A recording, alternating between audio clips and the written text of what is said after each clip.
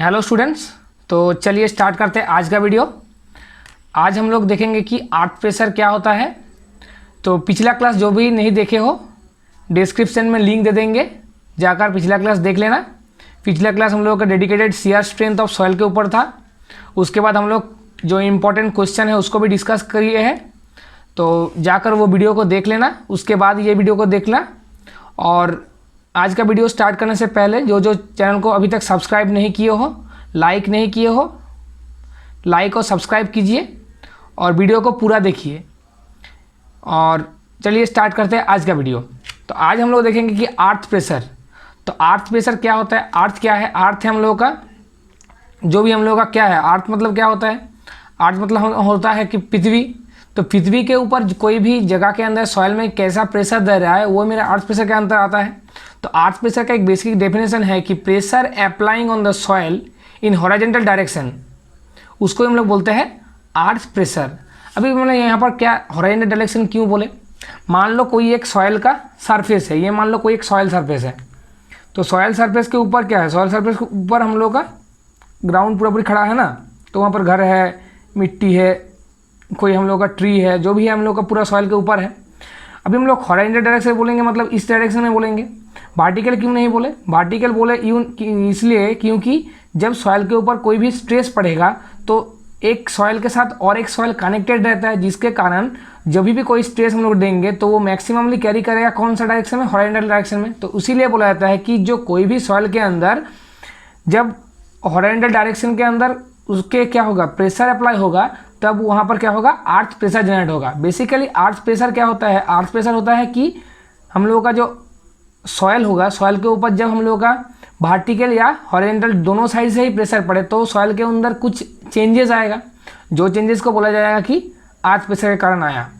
तो मान लो एक कोई ग्राउंड में गए, ग्राउंड में जाने के बाद कोई जगह में हम लोग सॉइल को कलेक्ट करने के पहले देखें कि उसके अंदर हॉरिजॉन्टल स्ट्रेस भी पड़ रहा है और वर्टिकल स्ट्रेस भी पड़ रहा है। मगर ग्राउंड के ऊपर जब कोई भी सॉइल के ऊपर हम लोग डायरेक्टली एक्सटर्नल लोड अप्लाई नहीं करेंगे तब तक वहाँ पर कोई भी वर्टिकल स्ट्रेस नहीं पड़ेगा। तो वर्टिकल स्ट्रेस हम लोग उसलिए उसको नेग्लेक्ट कर देंगे। तो वहाँ पर क्या होगा, वहाँ पर ग्राउंड के अंदर सिर्फ हॉरिजॉन्टल डायरेक्शन में पूरी सॉइल मतलब रहता है। तो उसके हिसाब से सॉइल के अंदर जब हम लोग कुछ प्रेशर अप्लाई करेंगे या प्रेशर अंदर से जब अप्लाई होता जाएगा, सॉइल खुद ब खुद वो प्रेशर को अप्लाई करता जाएगा तो वो हॉरिजॉन्टल डायरेक्शन होता जाएगा। तो इसके कारण सॉइल में क्या होगा, सॉइल में कुछ स्ट्रक्चरल चेंजेस हो सकता है। कैसा चेंजेस होगा हम बाद में देखेंगे उसको। तो इसी चीज़ को बोला जाता है कि सॉइल का अर्थ प्रेशर कब होता है, जब pressure applying on the soil in horizontal direction. ठीक है। और वर्टिकल क्यों हम लोग की निगलेक्ट किए बोल ही दिए, दोनों को ही बोला जाता है अर्थ प्रेशर। मगर जो वर्टिकल डायरेक्शन तब होगा जब हम लोग एक्सटर्नली बाहर से कोई लोड अप्लाई करेंगे, अदरवाइज तो सॉइल के ऊपर हम लोग कोई वर्टिकल लोड का अप्लाई नहीं कर पाएंगे। वो तो सॉइल तो हम लोग का ग्राउंड के ऊपर रहता है। तो इसीलिए बोला जाता है जो भी हॉरिजॉन्टल डायरेक्शन में कोई प्रेशर पड़ता है सॉइल के ऊपर तो उसको बोला जाता है अर्थ प्रेशर। समझ में आया। तो देखो सबसे इजी हम लोग देखते हैं कि अर्थ प्रेशर अभी हम लोग जान लिए कि सॉइल के ऊपर जो भी प्रेशर पड़ेगा उसको बोल लेंगे अर्थ प्रेशर। तो वो हो सकता है हॉरिजॉन्टल भी हो या वर्टिकल में भी हो। और हम लोग वर्टिकल को क्यों अलग किया, वर्टिकल को कोई भी सॉइल ग्राउंड के ऊपर डायरेक्टली तो हम लोग लोड जब तक नहीं देंगे वहाँ पर वर्टिकल कोई भी स्ट्रेस जनरेट होगा नहीं, वर्टिकल प्रेशर जनरेट नहीं होगा। तो उसके कारण हम लोग क्या बोले, सिर्फ जो सॉइल के अंदर जो हॉरिजॉन्टल डायरेक्शन में फ्लो हो रहा है, हॉरिजॉन्टल डायरेक्शन में जो भी स्ट्रेस जनरेट होगा सॉइल के अंदर, वहाँ पर क्या होगा, अर्थ प्रेशर जनरेट होगा। हम लोग इतना तक अभी तक समझे हैं। तो अभी देखते हैं अर्थ प्रेशर जो होता है, अर्थ प्रेशर को कितना टाइप में डिवाइड किया गया है। तो अर्थ प्रेशर बेसिकली जो हम लोगों का है, अर्थ प्रेशर को दो पार्ट में डिवाइड किया गया है। ये बेसिकली अर्थ प्रेशर का पार्ट नहीं है, ये सॉइल का फेज है, कुछ कंडीशन है। जो कंडीशन फेस करने के बाद अर्थ प्रेशर को दो पार्ट में डिवाइड किया गया है। तो कौन कौन सा पार्ट पहले समझते हैं, अर्थ प्रेशर कैसे एक्ट करता है। तो चलिए देखते हैं। तो ये क्या, मान लो एक कोई रिटर्निंग वॉल है। रिटर्निंग वॉल मतलब क्या होता है, जो भी कोई सॉइल को पकड़ के रखता है एक साइड से और एक साइड में। तो ये मान लो कोई एक रिटर्निंग वॉल है। ये रिटर्निंग वॉल के इस साइड में क्या है, सॉइल है, एक इतना ये हाइट तक सॉइल है और इस साइड में कितना है, इतना हाइट तक सॉइल प्रेजेंट है। मान लो ये मेरा हाइट H2 है, H2 है और ये हाइट मान लो मेरा H1 है। तो हम लोग क्लियरली देख रहे हैं कि रिटर्निंग वॉल जो मेरा खड़ा हुआ है उसका एक साइड में ज़्यादा सॉइल है, एक साइड से कम सॉइल है। अभी क्या होगा, अभी जब ज़्यादा यहाँ पर सॉइल हो जाएगा तो क्या होगा, रिटर्निंग वॉल के इस साइड में, रिटर्निंग वॉल का साइड में ये सॉइल क्या करेगा, मूव करेगा। या रिटर्निंग वॉल का साइड में जब यहाँ पर एक मान लो कोई रिटर्निंग वॉल है तो ऊपर में जब सॉइल सरफेस रहेगा तो इस साइड से रिटर्निंग वॉल के ऊपर एक प्रेशर जनरेट होगा, जिसके कारण ये रिटर्निंग वॉल मूवमेंट कर सकता है इस साइड में या इस साइड में। जब इस साइड से लोड देंगे तो रिटर्निंग वॉल इस साइड में जाएगा, जब इस साइड से लोड देंगे इस साइड से आएगा तो रिटर्निंग वॉल इस साइड में आएगा। तो इसी चीज़ को हम लोग दो पार्ट में डिवाइड किए हैं फेज के अंदर। माने हैं कि सॉइल का जो कंडीशन होगा उस कंडीशन में हम लोग 8 प्रेशर को दो पार्ट में डिवाइड करेंगे। कैसे कैसे डिवाइड करेंगे, तो एक मान लो कंडीशन है ऐसा कि एक रिटर्निंग वॉल प्रेजेंट है जिसके एक साइड में जो थोड़ा ज़्यादा सॉइल है, एक साइड में थोड़ा कम सॉइल है। तो जो भी ज़्यादा सॉइल होगा उसके कारण क्या होगा, वहाँ पर जो प्रेशर जनरेट होगा, प्रेशर बहुत ज़्यादा हाई मिलेगा। तो प्रेशर जब हाई मिलेगा उसका कारण क्या होगा, उसके कारण ये जो रिटर्निंग वॉल है, रिटर्निंग वॉल इस साइड में मूव करेगा, क्योंकि इस साइड में क्या होगा, इस साइड में मेरा जो सॉइल है ये सॉइल बहुत कम स्ट्रेस जनरेट कर सकता है, बहुत कम प्रेशर वहाँ से दे सकता है, क्योंकि ये एक रिटर्निंग वॉल है। यहाँ पर ज़्यादा सॉइल है तो ज़्यादा हम लोग का फोर्स मिलेगा इस साइड से, रिटर्निंग वॉल को मूव करना स्टार्ट करेगा इस साइड में। तो इस साइड में कम है तो उसके कारण क्या होगा, हम लोग मान लिए कि जो सॉइल 1 लेयर है यहाँ पर ज़्यादा हम लोग को फोर्स जनरेट होगा रिटर्निंग वॉल के ऊपर, और सॉइल जो 2 पोर्शन है यहाँ पर कम फोर्स जनरेट होगा। तो इसके कारण क्या होगा, रिटर्निंग वॉल इस साइड में मूवमेंट करना स्टार्ट करेगा, तो इस साइड में आएगा। तो हम लोग इसी चीज़ को बोलते हैं एक्टिव। एक्टिव मतलब क्या होता है, जो भी चीज़ बहुत ज़्यादा सक्रिय रहता है, मतलब कि बहुत जल्दी वो क्या करता है, बहुत जल्दी रिएक्ट कर लेता है, इसी चीज़ को हम लोग बोलते हैं ना एक्टिव। तो एक्टिव इसीलिए बोला जाएगा क्योंकि सॉइल 1 जो लेयर है वो बहुत ज़्यादा अफेक्टेड है सॉइल 2 लेयर से। क्यों अफेक्टेड है, ज़्यादा सॉइल रहने के कारण इस साइड में प्रेशर भी ये रिटर्निंग वॉल को बहुत ज़्यादा देगा, जिसके कारण रिटर्निंग वॉल इस साइड में तो नहीं जाएगा, प्रेशर ज़्यादा इस साइड से होने के कारण ये इस साइड में मूव करना स्टार्ट करेगा। तो इसीलिए बोला जाएगा कि जो एक्टिव केस है, एक्टिव केस मेरा इस साइड का सॉइल होगा, और जो रिटर्निंग वॉल इस साइड में मूव कर रहा है ज़्यादा प्रेशर के कारण, तो अवे फ्रॉम द बैकफील्ड जब मूव करेगा रिटर्निंग वॉल तब उसको हम लोग बोलते हैं एक्टिव प्रेशर। और क्या होता है, इसका उल्टा भी कोई कारण हो सकता है। तो इसका उल्टा कैसा कारण है, तो मान लो कोई एक कंडीशन है कि एक साइड में मेरा सॉइल है, एक साइड में सॉइल है, एक साइड में कुछ नहीं है। तो इसके कारण क्या होगा, इसके कारण जब हम लोग का एक साइड से प्रेशर देंगे इस साइड से, तो ये रिटर्निंग वॉल इस साइड में मूव करेगा। तो उस कंडीशन में भी क्या होगा, जो रिटर्निंग वॉल है वो अवे फ्रॉम द बैकफील्ड जा रहा है। अवे मतलब पहले जहाँ पर था उसके आगे जा रहा है। तो इसे आगे जाने का कंडीशन को बोला जाता है रिटर्निंग वॉल का एक्टिव अर्थ प्रेशर। मगर जब ये कोई कारण में रिटर्निंग वॉल एवे ना जाकर टूवर्ड्स बैकफील्ड जाता है, मतलब पीछा जाता है, मान लो यहाँ पर रिटर्निंग वॉल प्रेजेंट है, तो रिटर्निंग वॉल प्रेशर के कारण इस साइड में जब जा रहा था एवे मतलब क्या बोलते हैं हम लोग, जो इस साइड डायरेक्शन है, तो इस साइड का डायरेक्शन में जब मूव करता है, मतलब जब जिस साइड में प्रेशर देंगे उसी साइड में वो मूव करेगा। तो एवे मतलब इस साइड में जाएगा, तो आगे जाएगा, रिटर्निंग वॉल जहाँ पर था उसका आगे जाएगा, ऐसे करके आगे जाएगा। तो उसके कारण क्या प्रेशर जनरेट होगा, एक्टिव प्रेशर जनरेट होगा, जिसको हम लोग बोलते हैं एक्टिव अर्थ प्रेशर। और क्या है, जब यही रिटर्निंग वॉल उसी सॉइल के कारण टूवर्ड्स बैकफील्ड आएगा, मतलब पिछला कंडीशन में चला जाएगा। मतलब क्या, मान लो यहाँ पर पहले रिटर्निंग वॉल खड़ा है, तो रिटर्निंग वॉल कुछ कारण क्या हुआ, बैक में आ गया। यहाँ इस साइड में पूरा सॉइल प्रेजेंट है, तो सॉइल प्रेजेंट होने के कारण कुछ कंडीशन में के कारण क्या हुआ, सॉइल जो रिटर्निंग वॉल है इस साइड में मूव कर गया, मतलब सॉइल का साइड में बैक कर गया। तो उसी कंडीशन को बोला जाता है पैसिव कंडीशन। तो दो ही केस हो सकता है कोई भी कंडीशन के अंदर, हो सकता है कि दोनों सॉइल के लेयर के अंदर डिफरेंस हाइट के अंदर सॉइल प्रेजेंट है एक रिटर्निंग वॉल के अंदर, तो वहाँ पर क्या हो सकता है, जो भी हाइट ज़्यादा होगा उसके कारण वहाँ पर स्ट्रेस ज़्यादा जनरेट होगा सॉइल के अंदर, और स्ट्रेस ज़्यादा जनरेट होने के कारण जो रिटर्निंग वॉल है, रिटर्निंग वॉल जो ज़्यादा साइड से प्रेशर देगा उसका एवे मतलब उसका आगे जाना स्टार्ट करेगा, उसको हम लोग क्या बोलते हैं, एक्टिव अर्थ प्रेशर बोले। और क्या हो सकता है, कोई भी सॉइल का जो लेयर है, मान लो एक साइड में है, एक साइड में कुछ नहीं है, पानी है या कुछ भी है, तो उस टाइम कंडीशन में भी सॉइल रिटर्निंग वॉल क्या कर सकता है, मूव कर सकता है, एवे मतलब आगे मूव कर सकता है, क्योंकि इस साइड का सॉइल का प्रेशर तो उसके ऊपर लगेगा ना। तो इसके साइड में जब रिटर्निंग वॉल के ऊपर, यहाँ पर रिटर्निंग वॉल, मान लो यहाँ पर रिटर्निंग वॉल है, ये एक रिटर्निंग वॉल है, तो इस साइड से जब सॉइल का प्रेशर देगा तो ये ऐसे करके इसको मूव कराएगा। तो देखो ये पहले कंडीशन में क्या था, एक कांस्टेंट था, यहाँ पर खड़ा था। जब ये सॉइल इसके कॉन्टिन्यूसली प्रेशर देता गया, तो प्रेशर के कारण देखो ये एक टाइप से एक साइड में मूवमेंट कर रहा है। तो ये डायरेक्शन क्या है, इसका एवे डायरेक्शन है या आगे जाने का एक टेंडेंसी है, तो इसी टेंडेंसी को बोला जाता है सॉइल का एक्टिव अर्थ प्रेशर।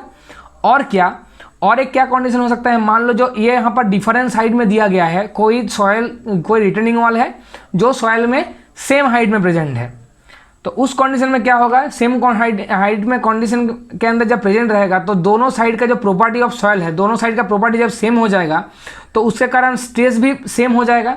तो उसके कारण क्या होगा, जो रिटर्निंग वॉल है इस साइड में और इस साइड में जो हम लोग का सॉइल है और इस साइड में सॉइल है, जो सेम अमाउंट का प्रेशर दो साइड से देगा, इस साइड से देगा और इस साइड से भी देगा, तो इसके कारण ये रिटर्निंग वॉल मूवमेंट नहीं कर पाएगा। तो उस कंडीशन को बोला जाएगा कि एट रेस्ट कंडीशन। तो रिटर्निंग वॉल में 3 कंडीशन हो सकता है।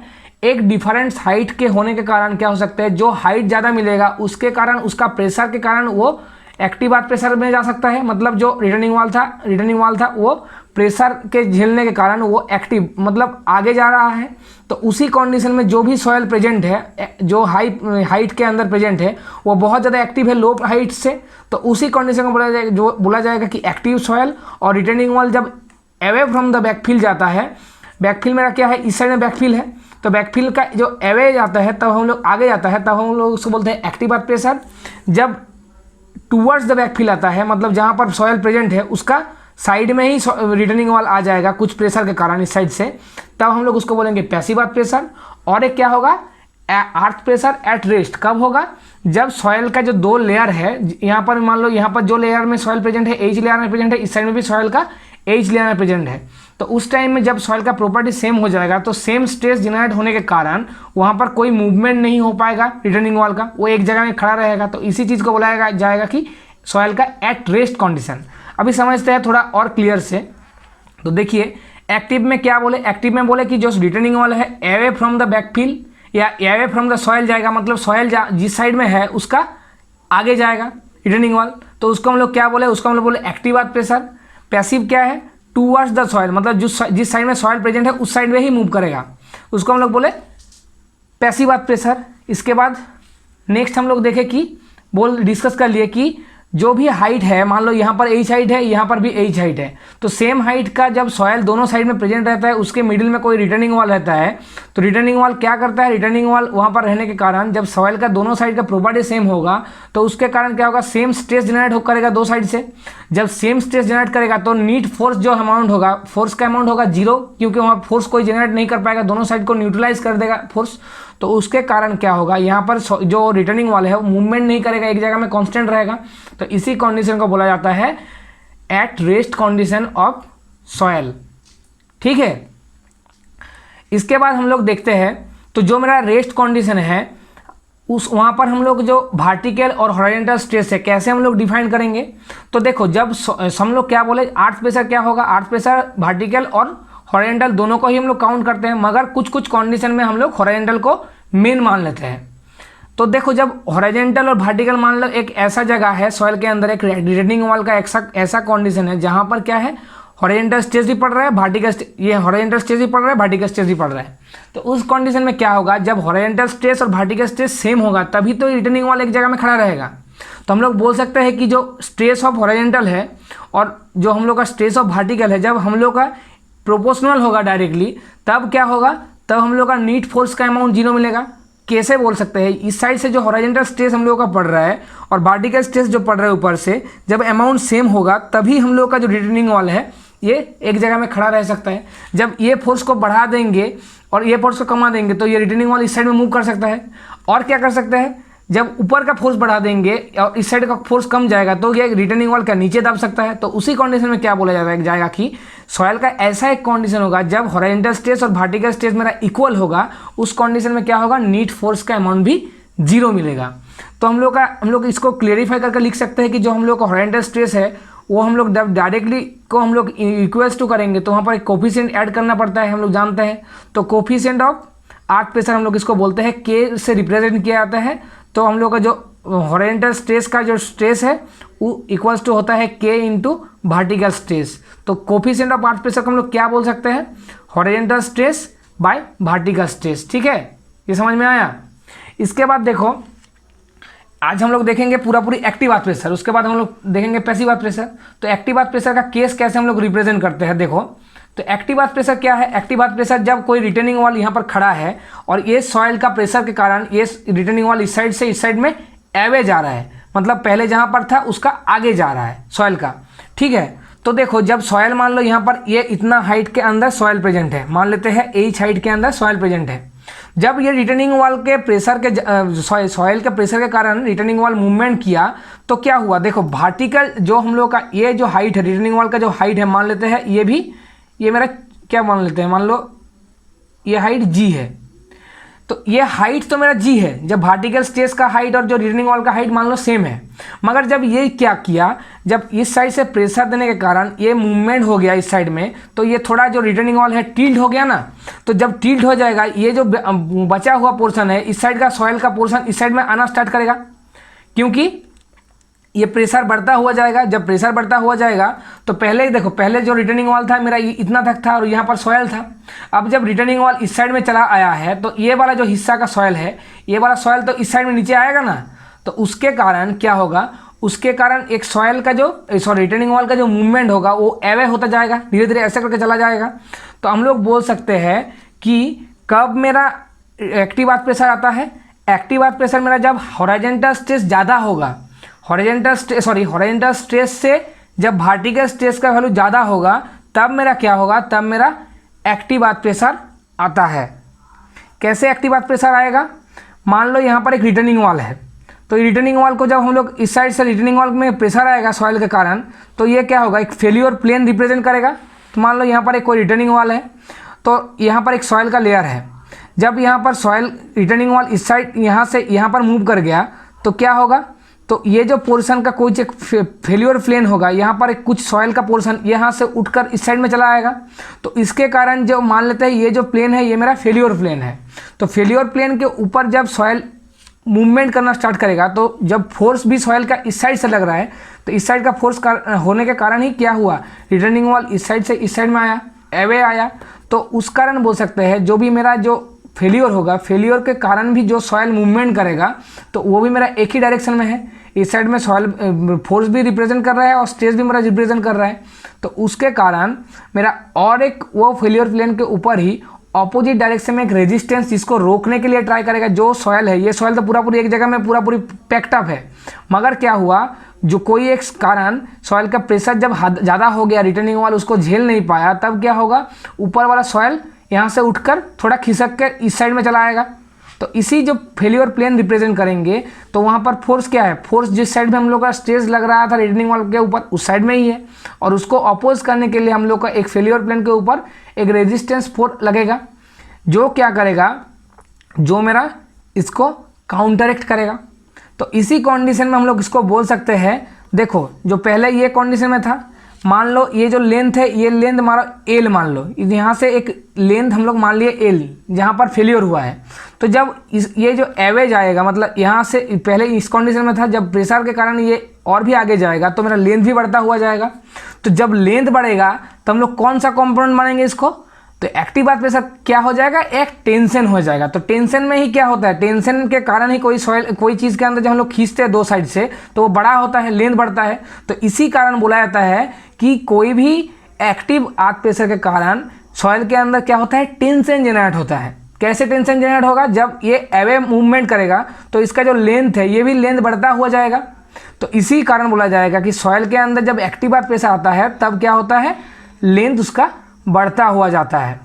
ठीक है, और क्या होता है, फेल्योर प्लेन किसको बोलते हैं हम लोग, या एंगल ऑफ इंटरनल फ्रिक्शन इसको बोलते हैं, फाई से रिप्रेजेंट किया जाता है। तो ये जो फाई एंगल होता है ये क्या होता है, तो देखो हम लोग क्या डिस्कस किया अभी, एक्टिव अर्थ प्रेशर के लिए मेजर स्ट्रेस या जो सबसे ज़्यादा हम लोग का स्ट्रेस लगता है वो होता है वर्टिकल स्ट्रेस, हम लोग डिस्कस किए। क्योंकि एक्टिव अर्थ प्रेशर के कारण क्या होगा, जो सिग्मा भी है या वर्टिकल स्ट्रेस है वो ज़्यादा होता है सिग्मा ऑफ एच से। ठीक है, तो उसके कारण जब वर्टिकल स्ट्रेस ज़्यादा हमको होगा तो उसके कारण क्या होगा, उसके कारण मेजर प्रिंसिपल स्ट्रेस हो जाएगा मेरा वर्टिकल स्ट्रेस, और माइनर प्रिंसिपल स्ट्रेस हो जाएगा हॉरिजॉन्टल स्ट्रेस। मेजर मतलब जो ज़्यादा अफेक्टेड होता है, तो ज़्यादा अफेक्टेड वर्टिकल स्ट्रेस हो रहा है एक्टिव अर्थ प्रेशर के कारण, और माइनर स्ट्रेस के अंदर मेरा हॉरिजॉन्टल स्ट्रेस रिप्रेजेंट होता है। तो माइनर मतलब जो कम होगा, जो कम हमको फोर्स रिप्रेजेंट करके देगा, स्ट्रेस रिप्रेजेंट करके देगा, तो वो हॉरिजॉन्टल डायरेक्शन में होता है। तो इसके कारण क्या होगा, जो भी मेरा मेजर प्रिंसिपल प्लेन है उसके ऊपर जब कोई प्लेन के मेजर प्रिंसिपल स्ट्रेस के ऊपर, मेजर प्रिंसिपल स्ट्रेस मेरा वर्टिकल स्ट्रेस है, तो वर्टिकल स्ट्रेस के ऊपर जो भी प्लेन रिप्रेजेंट होता है उसको बोलते हैं मेजर प्रिंसिपल प्लेन। तो एंगल ऑफ इंटरनल फ्रिक्शन क्या है? मेजर प्रिंसिपल प्लेन और फेल्योर प्लेन के बीच में जो एंगल रिप्रेजेंट करता है।